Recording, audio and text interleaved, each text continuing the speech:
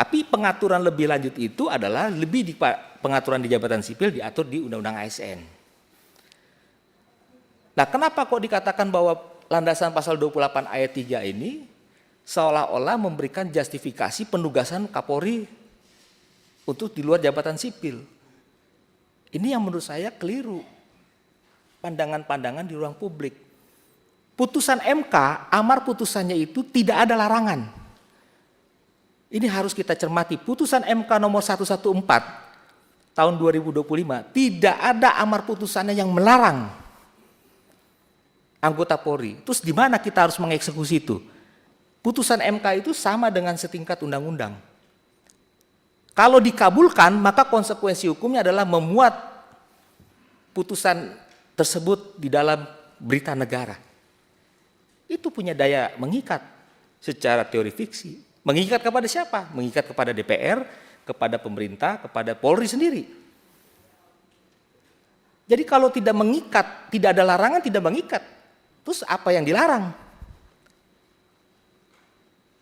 Nah, ini makanya saya bingung kok ada statement-statement itu muncul di ruang publik oleh tokoh-tokoh nasional juga yang mengatakan melarang anggota Polri dengan putusan MK.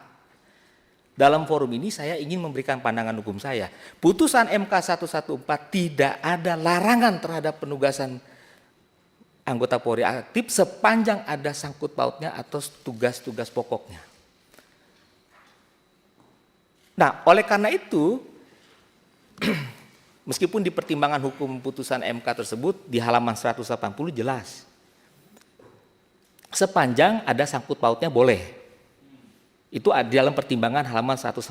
Cuman kan di MK itu, mohon izin Bapak Ibu, kita mencari intisarinya itu nggak segampang kita baca putusan pengadilan biasa. Dia cuma menyempilkan satu kalimat aja, tapi isinya muter-muter. Itu biasa. Kita ahli-ahli yang suka bersidang di MK kadang-kadang digocek dulu kalau istilah main bola. Sebenarnya sudah ada clue itu. Tapi kadang-kadang lampu sennya belok ke kiri, amarnya ke kanan. Begitu kan? Nah, ini yang harus kita semua sama-sama ketahui. Sehingga implikasi terhadap penilaian terhadap peraturan teknis yang mengatur Perpol nomor 10 tahun 2025 bahwa Undang-Undang ASN memberikan pengaturan lebih lanjut melalui peraturan pemerintah dan peraturan pemerintah tentang manajemen pegawai negeri sipil itu membolehkan dalam pasal 160 kepada Kapolri untuk mengatur tata cara lebih lanjut dalam merumuskan penugasan anggota Polri aktif. Maka dari itu legitimasi Perpol 10 tahun 2025 yang diterbitkan oleh Bapak Kapolri adalah kewenangan atributif dan dibenarkan secara formil menurut Undang-Undang nomor 12 tahun 2011 beserta perubahannya tentang pembentukan peraturan perundang-undangan. Jadi peraturan Kapolri itu adalah perintah pasal 160 peraturan pemerintah tentang manajemen pegawai negeri sipil. Ada kewenangan atributif sepanjang belum pernah dibatalkan dalam peraturan pemerintah tersebut atau dicabut oleh pemerintah atau presiden, maka itu menjadi dasar legalitas Kapolri untuk menerbitkan peraturan kepolisian tersebut. Nah, sehingga saya berkesimpulan terhadap aspek struktural dan instrumental sebagai sebuah mahakarya reformasi 98 kita yang menginginkan satu paradigma baru terhadap Polri sudah dijawab dengan adanya desain final kelembagaan Polri di bawah Presiden. Itu sudah desain final yang tidak lagi bisa diperdebatkan. Kalau kita mengatakan harus di bawah kementerian, saya berpendapat itu adalah kemunduran dalam reformasi kita, kemunduran dalam tuntutan demokrasi kita tahun 98. Ini adalah amanah kita untuk kita menghormati pemikiran-pemikiran Majelis Permusyawaratan Rakyat, yaitu penjelmaan seluruh rakyat Indonesia adalah MPR, Pak. Ya, indirect demokrasi kita adalah MPR secara konstitusional. Majelis Permusyawaratan Rakyat telah menetapkan TAP MPR nomor 7 tahun 2000 yang mengatakan itu pasal 7. Polri itu di bawah presiden. Itu sudah final. Dan diatur lebih lanjut dalam undang-undang, maka melahirkan mahakarya para pembentuk undang-undang yaitu DPR dan bersama-sama dengan presiden menetapkan Undang-Undang Nomor 2 Tahun 2002.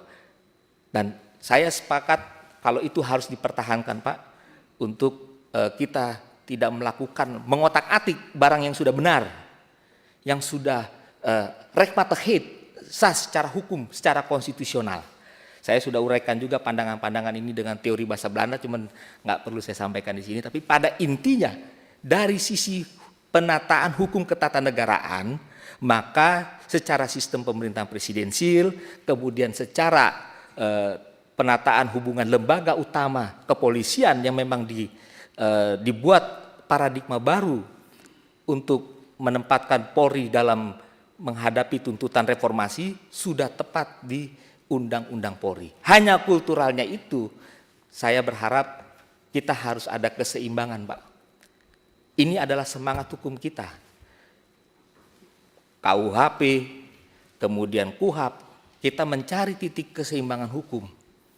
Ya, keseimbangan hukum itulah yang merupakan satu pembaharuan hukum. Jadi kalau kita mau menerapkan satu hukum yang baru, harus ada satu nilai keseimbangan hukum. Keseimbangan hukum dalam institusi Polri yang harus dilakukan evaluasi secara kultural itu berlaku kepada setiap semua institusi lain termasuk aparat penegak hukum lain adalah bagaimana menempatkan kita sebagai penyelenggara negara memberikan pemenuhan haknya, hak kesejahteraannya kepada Polri. Bayangkan, Pak, 400.000 anggota Polri, apakah mereka sama dengan aparat penegak hukum lainnya? Hakim sudah ada, kalau uang itu tambahan ya, tambahan penghasilan dari negara. Begitu juga di penegak hukum lainnya, KPK.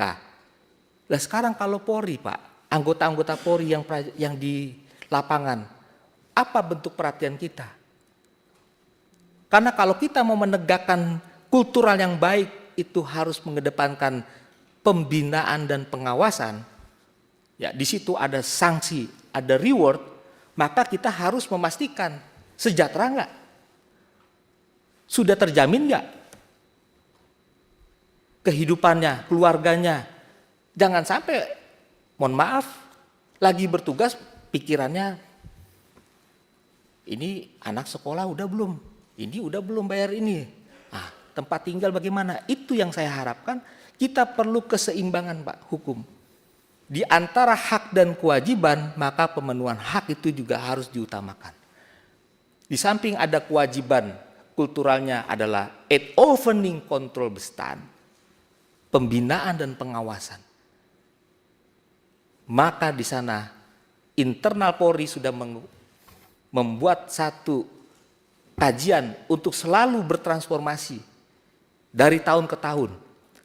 Karena institusi Polri ini paling dekat dengan masyarakat. Dia ada di tengah-tengah masyarakat. Salah sedikit ada propam. Tidak profesional sedikit masuk Itwasum.